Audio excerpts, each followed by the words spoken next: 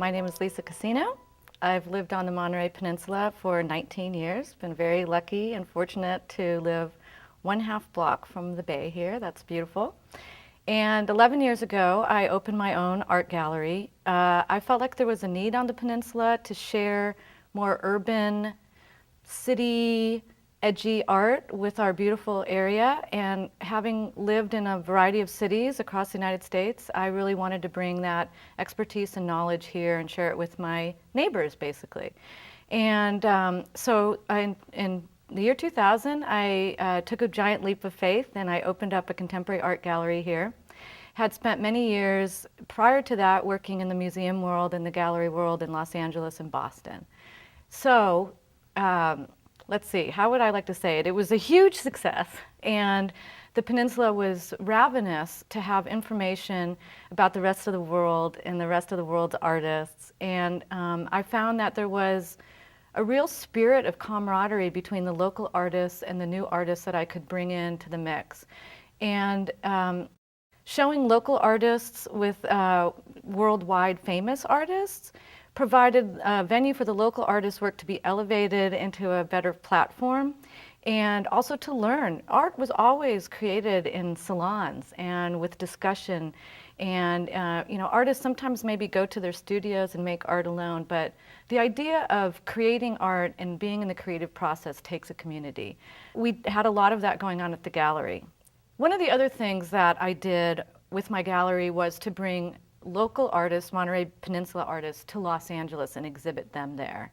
And again, it was this idea of local, global, and local big city and big city kind of, beach town community.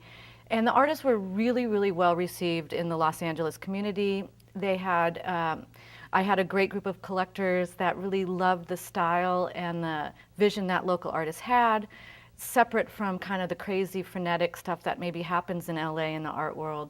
So I had two things kind of going at the same time. One was to bring city and urban and worldwide artists to the peninsula to exhibit them with our local people. And the second one was to bring the local people to the bigger city and have them be seen by a larger audience. What we're trying to do here with this exhibit at the Museum of Monterey is the same thing. We're just talking about a kind of very contemporary current subject, and that's plastic pollution. And maybe we want to broaden it a little bit to say marine debris of all sorts that ends up flowing from our streets and gutters and out of our cars and from the beaches, and however it does from landfills, it winds up in the ocean. Here it winds up in the bay. So a while back, I was in Los Angeles and I was in Hollywood, and I thought it was really interesting that I'm used to seeing those no dumping flows to bay here. I live right by the ocean. They're all over on every corner. Then I'm in Hollywood, like on Hollywood and Vine. And what do they have on their street corners but no dumping flows to ocean on every corner, just like we have here. And I thought, well, that's a wild concept. The ocean's pretty far from Hollywood, but they have the same problem in this metropolitan, urban city of trying to warn the citizens to just not pollute the ocean, that everything we do ends up there and, in a bigger sense, ends up in these gyres of crap basically floating around in, giant underwater tornadoes. So that was the genesis for the show, really. How can we put a show together of artists? And by the way, artists are just visionaries, and artists have been working with this subject for years and years and years. It's not new to them. But how can we talk about, in this town that is fed by the bay, all our property values are based on how close we are to the bay, how can we warn our citizens and our community about what's happening out there, because it looks really pretty when you look out there, and it's hard to see what's going on below the surface. So that's in a nutshell the genesis of the show Flows to Bay. I've been very fortunate to work with the Plastic Pollution Coalition, and they're a very unique nonprofit organization with really strong support.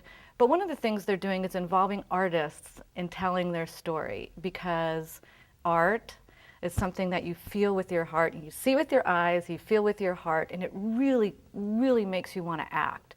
when you read a book and you watch the news, I don't know, or maybe you're distracted, maybe your kids are yelling, you know, maybe the same call to action or urgency isn't there. But when a piece of art visually can tell you a story that would take 10,000 words in a Huffington Post article, it's brilliant. There you are, you're right there.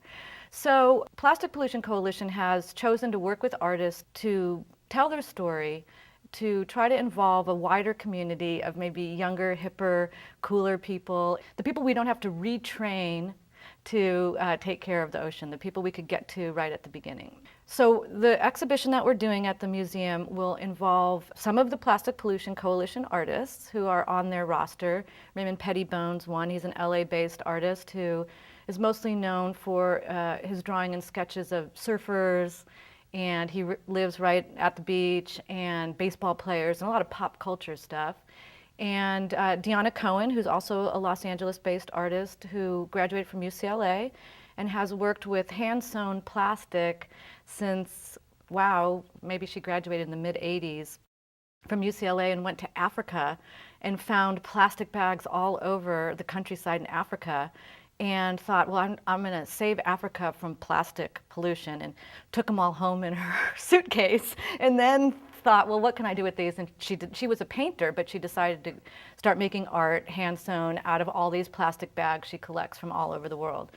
Another one of the plastic pollution artists is Lila Rue, and she's a performance artist who lives most of the time in Australia, who makes amazing, gorgeous, almost like headdresses and outfits and costumes out of found plastic. And then she swims in the ocean or swims in a bay, and it's photographed and filmed. What we're going to have are photographic stills of her performance. Judith and Richard Selby, who are San Francisco-based artists who have been collecting plastic pollution on one stretch of Kehoe Bay for 10 years. They've collected tons and tons, just those two people. And then they kind of parcel out the plastic in a kind of beautiful way. So they're trying to make a statement, but they're trying to make it beautiful. And Pam Longobardi is the last plastic pollution artist who has been working on a drifters project for, again, probably 5 or 6 years. Again, collecting plastic that is drifted on the shore all over the world where she travels, and creating installation work based on that. And so we're going to have one of her installation pieces in the show. Some of the other artists that we're including are big time artists like Chris Jordan. Chris Jordan was a TED speaker several years ago, and what he's done in just a really amazing way is be able to demonstrate numerically how much plastic is used in different circumstances. The piece we're having is called "A Million Plastic Cups," and that's how many plastic cups are used on domestic flights every 6 hours in the United States only. And he's found a way to count a certain number of the cups, photograph them, and reproduce that until it creates a million in a kind of geometric pattern. And so that photograph is 60 inches by 90 inches, and that's what a million cups looks like. And when you stand in front of that and you read what it is, you cannot help but be moved and stop using the plastic cups.